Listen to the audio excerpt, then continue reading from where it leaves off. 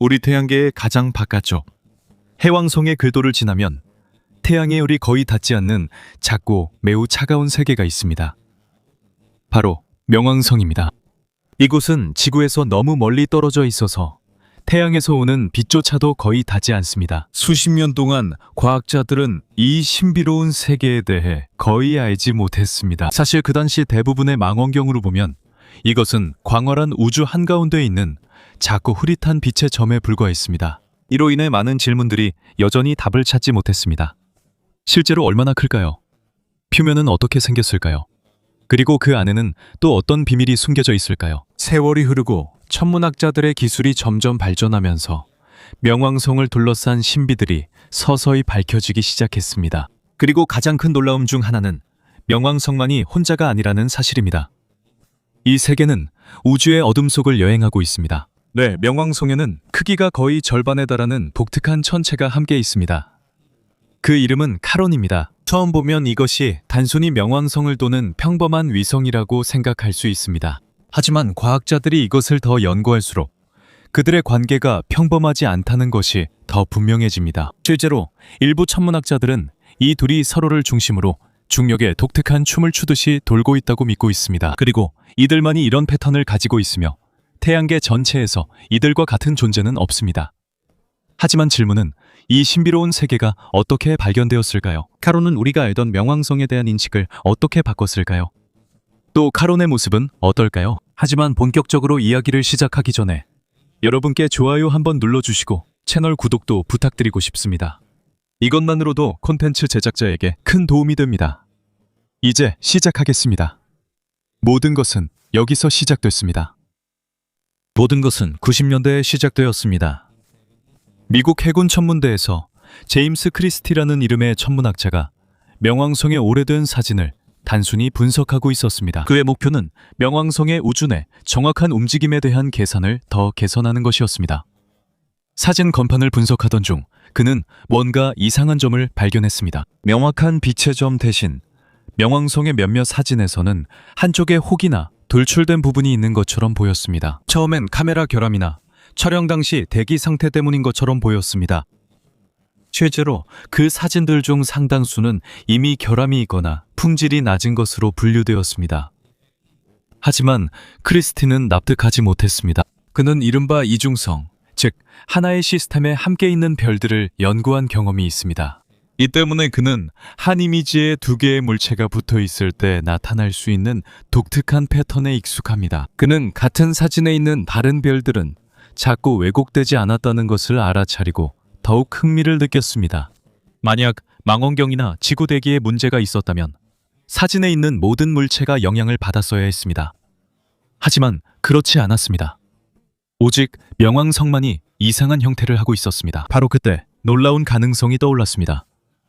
만약 이게 카메라 결함이 아니라면, 만약 명왕성에 정말 동반자가 있다면, 이를 확인하기 위해 크리스티는 수년간의 보관된 관측 기록을 다시 살펴보았습니다. 그는 1960년대부터의 오래된 사진들을 조사했습니다. 그리고 그 결과 같은 패턴이 하나씩 드러났습니다. 명왕성 주변에 서로 다른 위치에서 이상한 돌출부가 반복적으로 나타났습니다. 그는 그의 동료 로버트 해링턴과 함께 여러 해에 걸친 관측 데이터를 통해 그 물체의 움직임을 추적했습니다. 면밀한 분석 끝에 중요한 결과가 나타났습니다. 그 신비로운 물체는 약 6.4일마다 명왕성을 공전하는 것으로 보였습니다. 더 놀라운 것은 그것이 명왕성의 자전 속도와 거의 정확히 일치한다는 점이었습니다. 이것이 단순한 우연일까요? 분명히 그들은 새로운 세계, 즉 명왕성과 중력으로 묶여 은하에서 이상한 춤을 추는 거대한 위성을 발견한 것이었습니다. 처음에는 임시 이름 S1978P1이 붙여졌습니다. 하지만 나중에 크리스티는 카론이라는 이름을 제안했습니다. 그의 인터뷰에 따르면 이 이름은 그의 아내 샬린의 애칭인 차에서 따온 것이라고 합니다. 그는 또한 물리학에서 자주 쓰이는 용어에서 온이라는 단어를 덧붙였다고 합니다. 하지만 또 하나 재미있는 세부사항이 있습니다. 그의 제안 이후에야 그는 고대 그리스 신화에서 카론이 영혼을 저승, 즉 신 플루토의 왕국으로 인도하는 뱃사공이라는 사실을 알게 되었습니다. 마치 처음부터 이름이 정해져 있었던 것처럼 느껴집니다. 1986년 국제천문연맹에서 공식적으로 이 이름을 인정했습니다. 그럼에도 불구하고 천문학자들이 플루토와 카론의 시스템을 더 많이 연구할수록 이들이 태양계의 다른 부분에서 볼 수 있는 평범한 행성과 위성이 아니라는 것을 더욱 깨닫게 되었습니다. 실제로 이때부터 과학자들의 플루토에 대한 전체적인 관점이 바뀌기 시작했습니다. 카론의 존재가 확인된 후 연구자들은 카론이 플루토 주위를 도는 움직임을 이용해 그들의 시스템 전체 질량을 더 정확하게 측정할 기회를 갖게 되었고 그 결과는 예상 밖이었습니다. 수년 동안 당시 몇몇 과학자들은 플루토가 실제 크기보다 더 크고 무겁다고 생각했습니다. 하지만 새로운 계산 결과가 나오자 플루토는 우리 태양계의 대부분의 행성에 비해 훨씬 가볍다는 것이 드러났습니다. 플루토가 지구의 축소판이 아니라 독특하고 얼어붙은 세계이며 독자적인 형성 역사를 가진 천체임이 분명해졌습니다. 하지만 샤론에 대한 발견은 더욱 놀라웠습니다. 위성치고는 샤론은 자신이 도는 행성에 비해 너무나도 큽니다. 대부분의 행성과 위성 시스템에서 위성은 모행성에 비해 매우 작습니다. 예를 들어 지구에서 볼 때 우리의 달이 매우 커 보이지만 실제로는 지구 전체 질량에 비하면 아주 작은 부분에 불과합니다. 명왕성과 카론의 경우는 다릅니다. 두 천체는 거의 비슷한 크기의 쌍둥이처럼 서로를 공전합니다. 이로 인해 그들의 시스템에서는 독특한 현상이 일어납니다. 보통 행성과 위성의 중력 중심은 행성 내부에 위치합니다. 즉, 위성은 실제로 공전하고 행성은 약간만 흔들릴 뿐입니다. 하지만 플루토와 카론의 경우 그 중심점이 둘 사이의 빈 공간에 있습니다. 다시 말해, 카론만이 플루토를 도는 것이 아닙니다. 둘 다 우주에 있는 보이지 않는 한 지점을 중심으로 돌고 있습니다. 마치 두 사람이 손을 잡고 댄스 플로어 한가운데서 함께 도는 것과 같습니다. 둘 다 실제로 멈춰 있지 않고 같은 중심을 기준으로 움직입니다. 이런 현상이 플루토 카론 시스템에서 발생합니다. 그리고 그들의 독특한 관계는 여기서 끝나지 않습니다. 이런 수준에서 보기 드문 또 다른 현상이 있습니다. 우리의 달을 보면 지구를 향해 있는 면은 항상 하나뿐입니다. 이것은 달이 자전하는 속도와 지구 주위를 공전하는 속도가 같기 때문입니다. 이것을 조석 고정이라고 부릅니다. 하지만 플루토와 카론은 이보다 더 극적입니다. 둘 다 서로에게 조석 고정되어 있습니다. 즉, 카론이 플루토를 바라보고 있을 때 플루토도 카론을 바라보고 있다는 뜻입니다. 만약 카론을 향해 있는 부분에 우주비행사가 서 있다면 그는 카론이 항상 하늘에 고정되어 있는 것을 볼 수 있습니다. 카론은 떠오르지도 지지도 않을 것입니다. 마치 하늘에 영원히 매달려 있는 거대한 원처럼 보일 것입니다. 한편, 만약 플루토의 반대편에 있다면 평생 단 한 번도 카론을 볼 수 없을 것입니다. 이렇게까지 강하게 중력적으로 연결되어 있습니다. 이러한 모든 독특한 특징들 때문에 많은 천문학자들이 질문을 하기 시작했습니다. 카론을 위성으로만 볼 수 있을까요? 아니면 둘을 함께 우주를 도는 서로 비슷한 두 세계로 보는 게 더 적절할까요? 2000년대 초가 되자 이 질문은 행성이라는 단어의 진정한 의미에 대한 커져가는 논쟁에서 중요한 부분이 되었습니다. 해왕성 궤도 너머의 카이퍼 벨트에서 더 많은 거대 얼음 천체들이 발견되면서 과학계는 왜 명왕성이 다른 천체들보다 특별한지 설명하기가 점점 더 어려워졌습니다. 그리고 여기서 샤론에서 얻은 데이터가 중요해졌습니다. 이 데이터는 태양계가 과거 과학자들이 사용하던 단순한 분류보다 훨씬 더 복잡하다는 것을 보여주었습니다. 2006년 국제천문연맹은 명왕성과 샤론에 대한 다양한 분류 가능성에 대해 진지하게 논의했습니다. 일부는 둘을 쌍성 행성으로 보자고 제안했습니다. 하지만 논쟁이 계속되는 동안 더 큰 결정이 다가오고 있었습니다. 이 결정은 명왕성의 지위만을 바꾸는 것이 아니었습니다. 이 결정은 전 세계가 행성이라고 부를 수 있는 것이 무엇인지에 대한 시각 자체를 바꿔놓을 것이었습니다.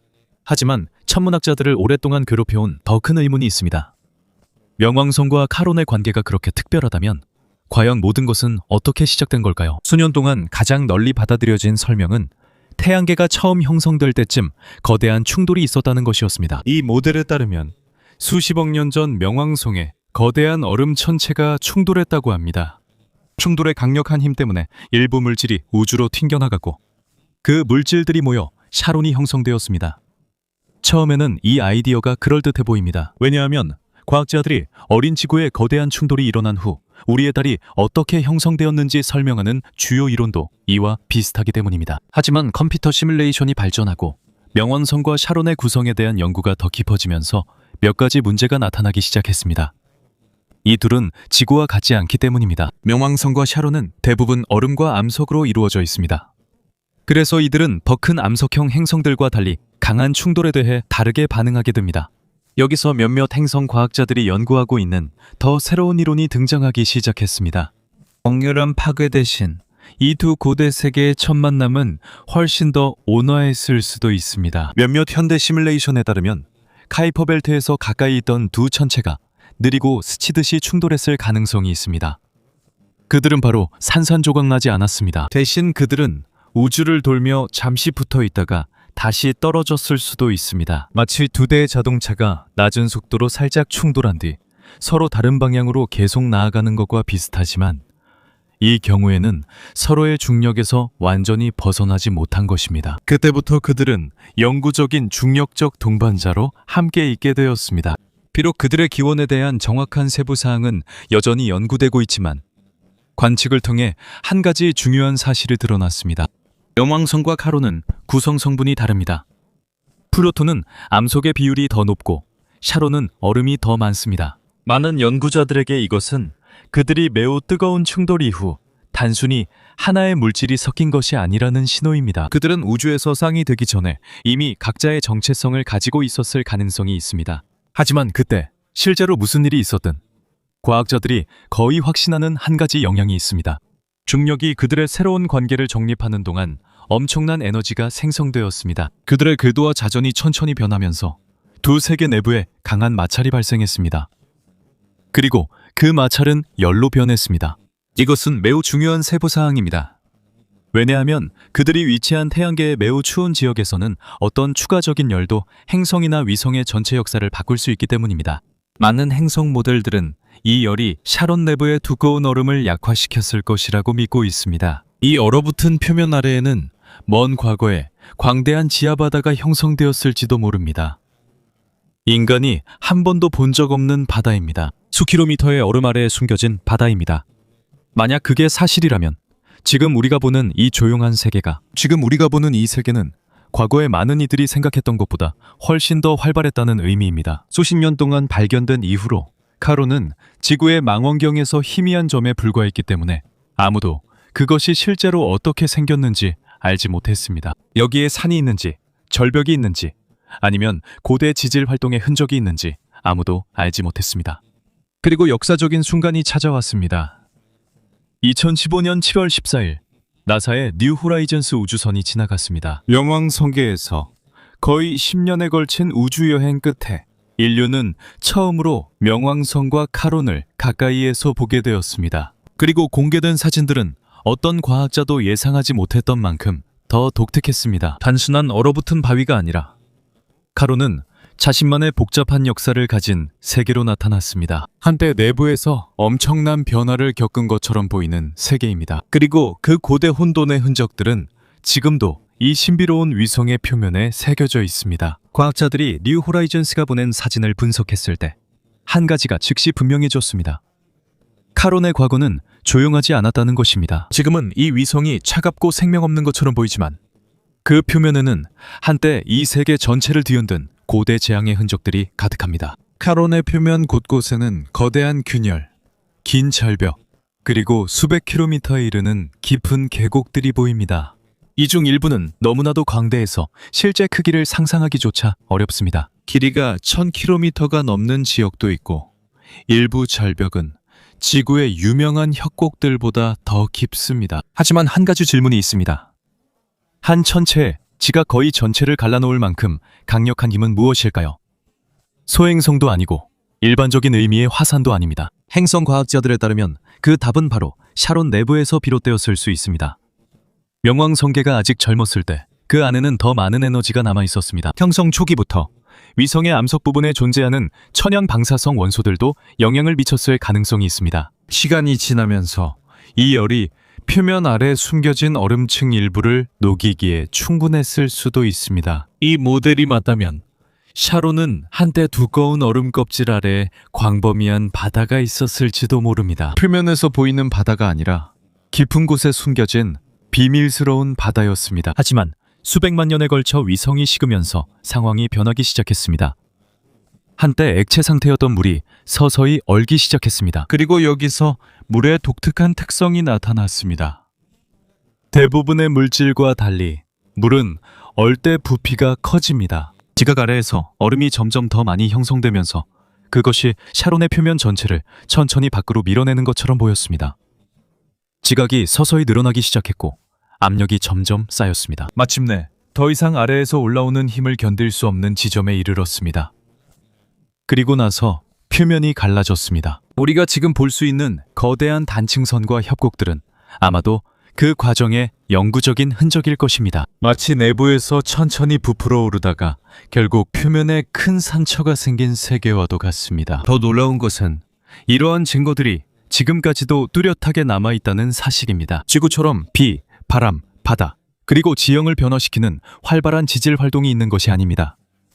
샤론에는 이런 과정이 거의 없습니다. 샤론에는 고대의 흔적을 지워버릴 두꺼운 대기가 없습니다. 이 때문에 우리가 지금 보고 있는 것은 아주 먼 과거에서 온 거대한 타임캡슐과도 같습니다. 하지만 달의 모든 부분이 같은 이야기를 가진 것은 아닙니다. 실제로 뉴 호라이즌스는 하나의 달 안에 마치 두 개의 다른 세계가 숨겨져 있는 것처럼 보인다는 사실을 발견했습니다.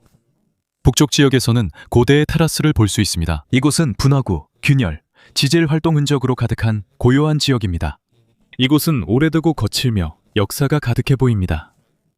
한편 남쪽 지역에 이르면 풍경이 갑자기 달라집니다. 표면이 더 매끄럽고 분화구가 더 적으며 다른 지역에 비해 나이가 더 젊어 보입니다. 과학자들에게 이것은 북쪽에 고대 균열이 형성된 후 이곳에서 뭔가 특별한 일이 일어났다는 큰 단서입니다. 주요 설명 중 하나는 빙화산 활동이라고 불리는 것입니다. 처음 들으면 평범한 화산처럼 들릴 수 있습니다. 하지만 샤론처럼 매우 추운 세계에서는 노근암석이 아니라 다른 것이 지하에서 분출됩니다. 대신 물, 얼음, 그리고 다른 화학물질이 내부에서 올라올 수 있습니다. 고대 지하바다가 얼어붙으면서 지각 아래의 압력이 높아집니다. 균열이 생기면 어떤 물질들이 표면으로 밀려 올라올 수 있습니다. 오랜 시간 동안 남반구의 대부분이 얼어붙은 퇴적물로 덮여쓴 가능성이 있습니다.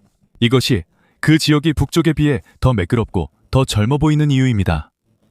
이 평야에는 몇몇 독특한 산들도 흩어져 있습니다. 몇몇은 마치 그곳에 속하지 않은 것처럼 넓은 평야 한가운데에 고립되어 서 있는 것처럼 보입니다. 몇몇 과학자들은 이것들이 격렬한 지질 활동 시기에 잘려나간 오래된 지각의 고대 조각일 수 있다고 제안합니다.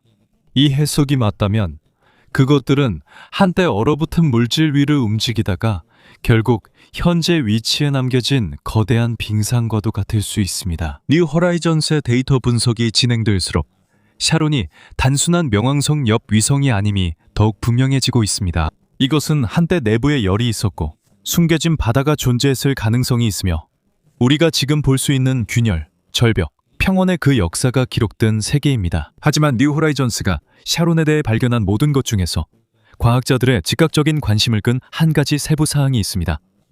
바로 그 색깔입니다. 특히 위성의 북쪽 끝에서 발견되는 독특한 어두운 붉은 부분이 그렇습니다. 우주에서 보면 마치 얼음 위에 얹혀있는 커다란 얼룩처럼 보입니다. 이 독특한 모습 때문에 뉴 호라이전스 팀의 일부 멤버들은 이 부분에 비공식적으로 모르도르 마큘라라는 이름을 붙였습니다. 그리고 지금까지도 이것은 명왕성계 전체에서 가장 흥미로운 미스터리 중 하나입니다. 처음 보면 단순한 색깔 변화처럼 보입니다. 하지만 행성 과학자들에게 이것은 명왕성과 샤론이 어떻게 서로 영향을 주고받는지 설명해 줄 수 있는 중요한 증거 조각입니다. 그리고 샤론은 수천 킬로미터 떨어져 있음에도요. 분석에 따르면 이 붉은색은 톨린이라고 불리는 복잡한 유기 화합물에 의해 만들어졌을 가능성이 높습니다. 이것은 보통 메탄과 같은 단순한 분자가 태양에서 오는 자외선과 우주를 여행하는 고에너지 입자에 의해 영향을 받을 때 형성됩니다. 아주 오랜 시간이 지나면서 이 화학물질들은 어둡고 붉은 물질로 변합니다. 하지만 메탄은 어디에서 온 걸까요? 여기서부터 이야기가 더 흥미로워집니다.